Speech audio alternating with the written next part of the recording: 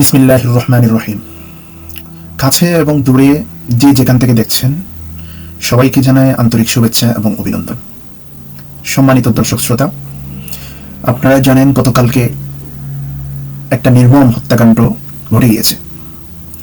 এই বিষয়ে আমি নিজেই কিছু মন্তব্য করব, তবে মন্তব্য করার শুরুতেই ছোট্ট একটি ভিডিও আমি দেখাতে চাই। চলুন আমরা ভিডিওটা প্রথমে দেখে আসি।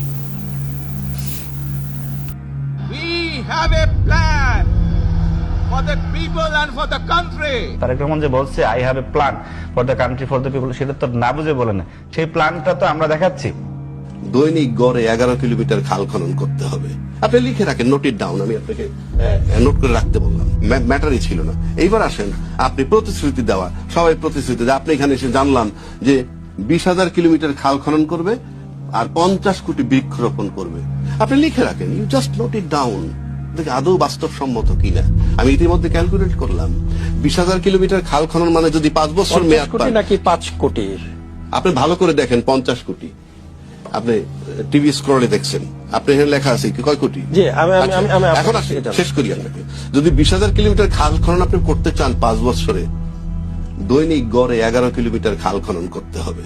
আপনি লিখে রাখেন, নোট ইট ডাউন। আমি আপনাকে নোট করে রাখতে বললাম।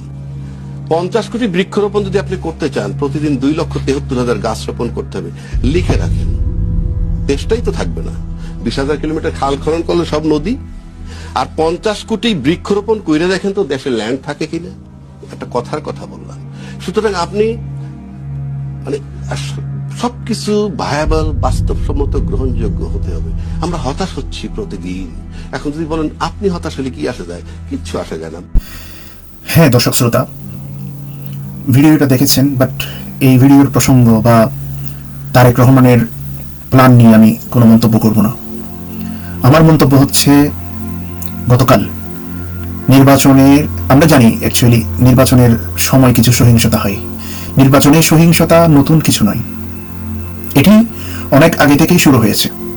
তবে এবার তা আরো ভয়াবহ রূপ নিয়েছে। শুরু হয়েছে প্রকাশ্য লাশ ফেলার রাজনীতি দিয়ে। বন্ধুরা, এই লাশ ফেলার রাজনীতি বাংলাদেশের জনগণ বা বাংলাদেশের জাতি আর কতদিন দেখবে? গতকাল বিকেলে শেরপুর 3 আসনে জামায়াত ইসলামের থানা সেক্রেটারি রেজাউল করিম, এই রেজাউল করিমকে বিএনপির সন্ত্রাসীরা নৃশংসভাবে হত্যা করেছে, যা ইতিমধ্যে সামাজিক যোগাযোগ মাধ্যমে তোলপাড় শুরু হয়েছে। আজকে বা গতকালকের রাতে এই নিউজ মিডিয়ার মাধ্যমে যা দেখলাম, তার ভিত্তিতেই আমি কিছু মন্তব্য করতে চাচ্ছি। শেরপুর 3 আসনের সরকারি রিটার্নিং অফিসার কর্তৃক আয়োজিত এটা ছিল একটি ইশতেহার পাঠ অনুষ্ঠান। এই অনুষ্ঠানে এই হত্যাকাণ্ডটা ঘটেছে। বিএনপির সমর্থকরা বিলম্বে, অর্থাৎ দেরিতে এসে তারা সেখানে হয়তো চেয়ার পায়নি, অনেকেই বসতে পারেনি বা অনেকে আগে বসছে, আমি এটা বিস্তারিত জানি না। তবে বিষয়টা হচ্ছে চেয়ারে বসাকে কেন্দ্র করে প্রথমে বাকবিতণ্ডতা, কথা কাটাকাটি এগুলো হয়। পরে ভিডিওতে যা দেখলাম, পরে হাতাহাতি হয়েছে। এক পর্যায়ে বিএনপির সন্ত্রাসীরা দেশীয় অস্ত্র নিয়ে জামাত সমর্থকদের উপর ব্যাপকভাবে হামলা চালায়। এটি খুবই দুঃখজনক। এই হামলার রাজনীতি তো আমরা এটা আশা করি না। আমরা মনে করেছিলাম বাংলাদেশ পরিবর্তন হয়েছে, ফেসিবাদ চলে গিয়েছে।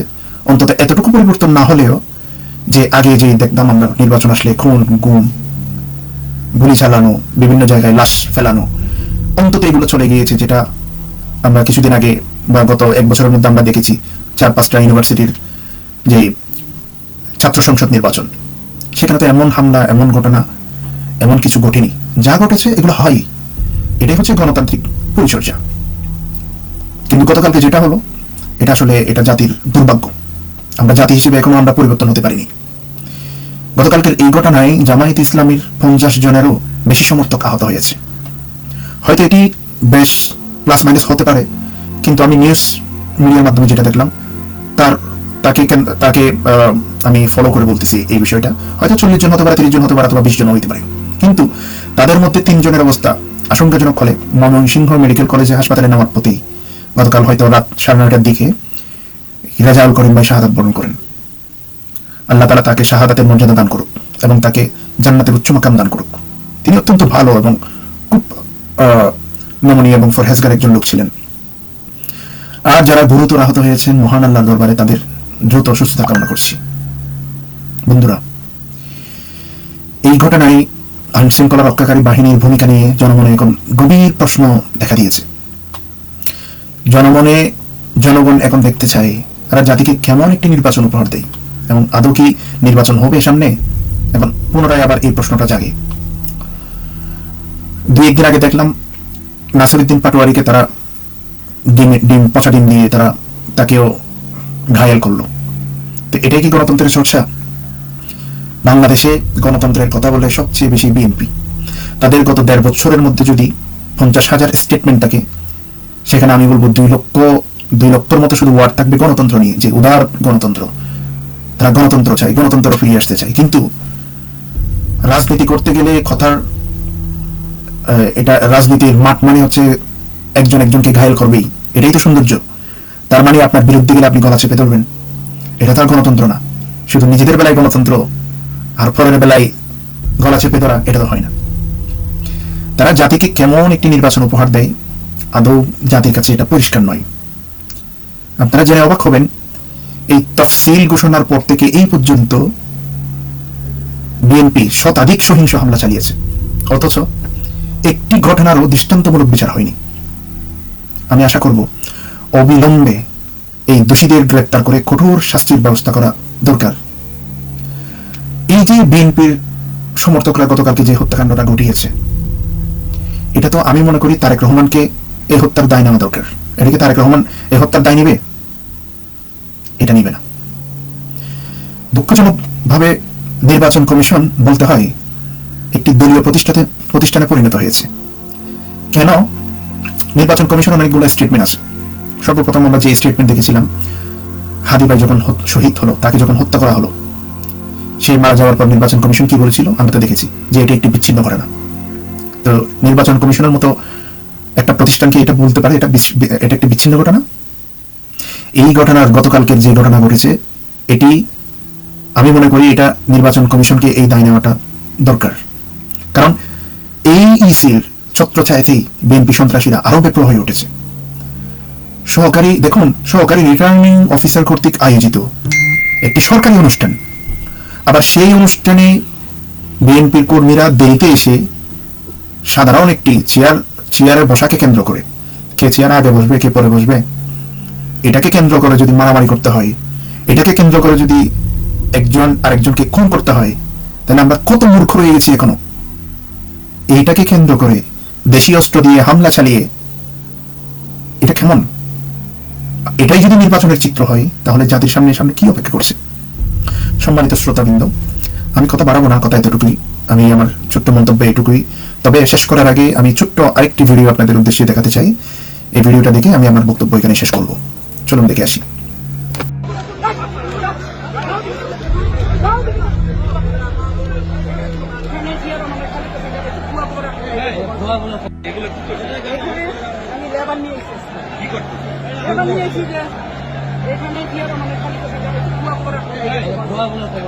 খালি কোটি চট্টগ্রাম বসে জিয়া রহমানের কিভাবে জানলেন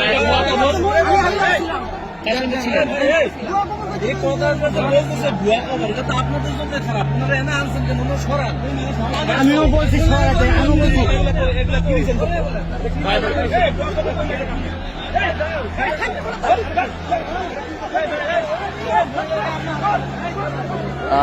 তিনি আসলে এখানে এসেছিলেন। এখানে তিনি দাবি করছেন যে এখানে নাকি জিয়াউর রহমানের যেই মাজার সেটি আসলে এখানে নেই, তিনি এমনটি বলছেন। এবং তাকে কেন্দ্র করে আমরা দেখতে পাচ্ছি বিএনপির